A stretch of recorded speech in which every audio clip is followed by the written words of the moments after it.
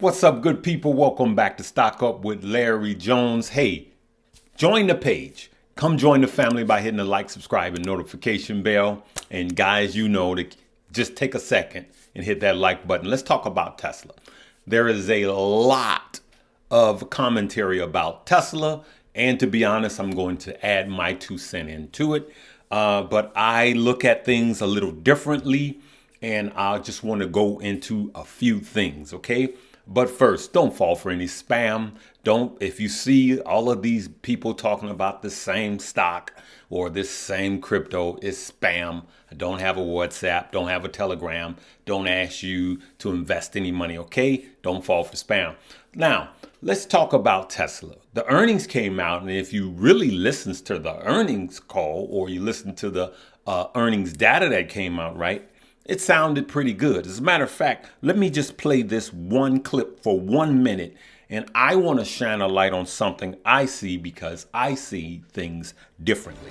Morgan, we have Tesla hitting the exact expectation in terms of earnings per share that the analysts were giving, 85 cents per share on revenue. That's a little bit better than expectations, coming in at $23.33 billion. The street was at $23.2 billion.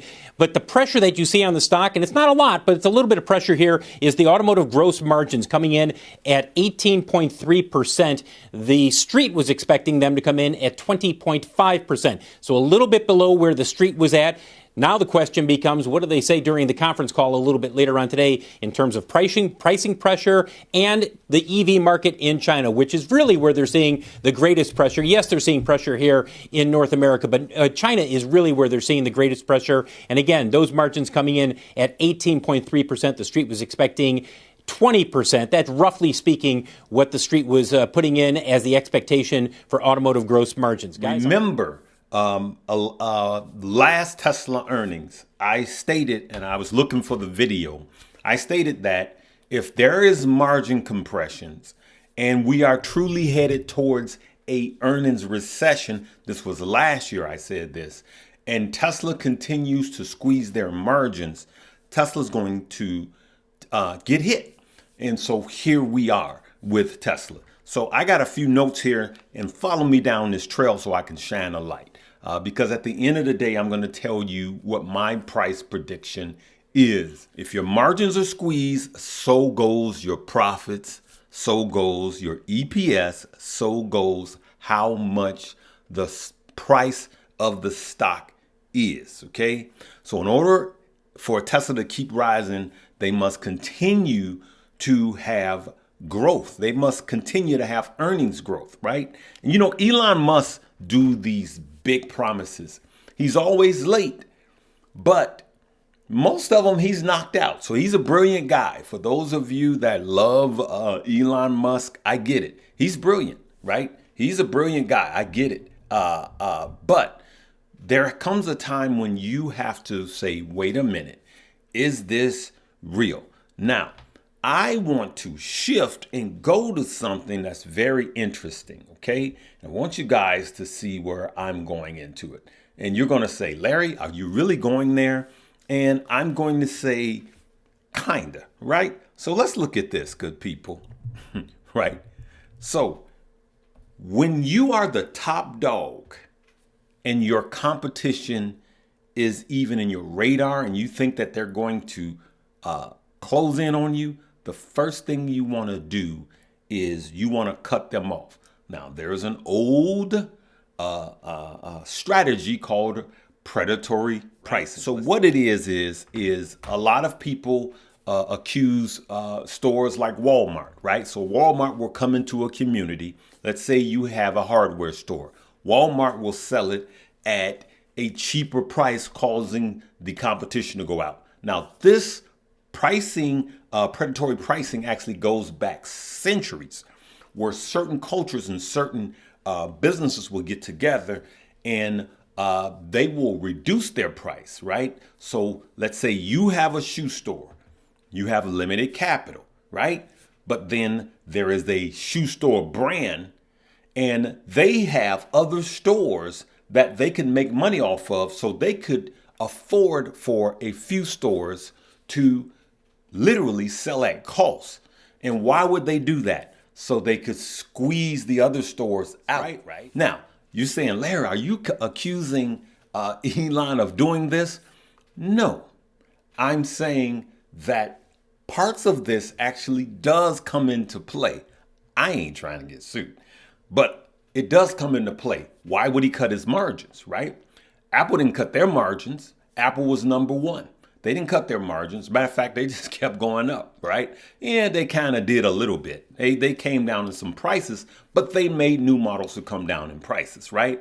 And so they're number one. Every other phone is trying to be the Apple, right? It's trying to be the iPhone. Tesla has the same issue. Every other EV maker is trying to model Tesla. And so what do when you think that even 10 years down the road, they could take some of your market share? You got it. You cut them off. Even in February of 2023, look at how many EVs were sold were Teslas. Tesla accounted for 64% of the US EV market, right? That's what I wanted to get to. A big portion of Teslas are sold in China. Now, look at what's happening with the relationships between America and China.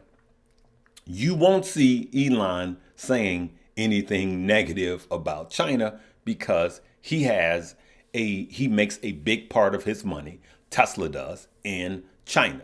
I want you to listen to something that I recorded actually 4 months ago, and let's listen. So here's what I'm going to say to the Tesla holders.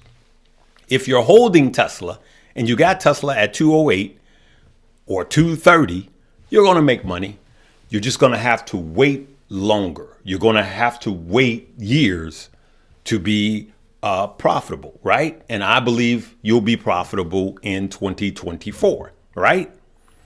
But the people that buy it at 128 may be profitable by the end of 2023. You see what I'm saying? I'm just using this as an example. These are not exacts. And so the higher you buy it, the longer it's going to take for you to get profitable, unless you start to dollar cost average down. Because when we go into when we go into the earnings recession in 2023, that's when I believe most of these companies will bottom out. So now, and as we could see right now, Tesla's down by 9% at the time of making this video, right? 164, right? And Tesla is cooling off. Now, in the last week, Tesla's come down 10%, right? So now, yes, there's a lot of talk and a lot of fear going on right now in Tesla. Tesla's still a great stock. I am a Tesla bull long term, but not short term. I know some of you guys love and eat Tesla up. I'm not. And so I am just one of these people that understands that when Tesla continues to fall, right? If we hit a true earnings recession, Tesla will continue to fall. And listen, when big money starts shaving their positions in Tesla, the diehard Tesla bulls will eventually let go. Now look at the PE. The PE on Tesla, we were talking about Tesla just yesterday, it was 50, and now it's coming down. And that PE is going to continue to come down as everything else, as EPS comes down, as margins get compressed, they're going to come down. Gravity is calling, and that's what's happening to Tesla right now as we speak. So here it is, good people. Tesla came down to 101. It ran back up, defied gravity, and now reality is coming back in as the PE falls. You see Tesla is falling, right? But I'm just going to tell you that psychological level of support, I can go to this chart. I can show you all these levels. If it breaks down here, it's going to continue to fall. If it holds here at support, it could bounce back up to this. None of that really matters with Tesla. It really doesn't. I'm just going to say, I'm going to say that's not the biggest story. I'm not going to say it doesn't matter. Let me take that back. It's not the biggest story. The biggest story with Tesla is the Tesla bulls, right? You know, Tesla bulls, whether you just think that all cars need to be EVs or whatever, it's all about the Tesla bulls. Because right now, still, the PE is insane. What is Tesla? Is it a car manufacturer? No, it's not just a car manufacturer. They just had SpaceX. Elon Musk does have that's part of Elon's company too, SpaceX. You know, the spaceship just blew up today, right? Elon Musk, Tesla is not just Tesla. Elon Musk is a part of Tesla. So you're buying, I always say, when you buy a company, you're also buying the CEO of the company. And so we're paying for all of that. But it's just too pricey for me right now. And I'm going to let it continue to fall. Am I going to get back in? Yes.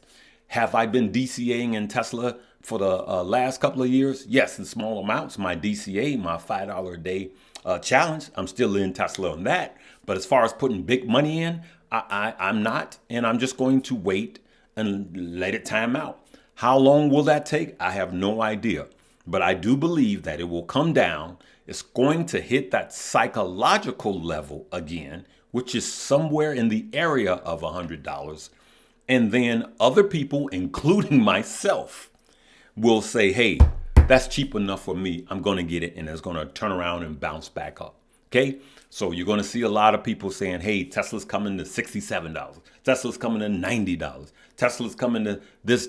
I'm not doing that again, because Tesla is a standalone company. You can't compare the PE to just about any other company. Is it a car company? Right? Is it into AI? You know, yes. You know, is it a software company? Yes. So it's all of these different things. And that's the problem. People can't put a price on Tesla. But psychologically, I believe that this will happen again. All right, good people, I'm going to leave it right there. Make sure you check out all of the links below. Stock Up University is growing. People are learning. People are learning about these type of situations. Then we got Moo down there. Download it, get the free stock. Then we have a Webull down there. Download it, get the free stock in the description. Okay, let me know if any of this shined the light on what is going on. Is this predatory pricing? Was this a strategy that backfired on Tesla? I believe that has a little bit to do with it. Yes. All right. We'll talk to you later.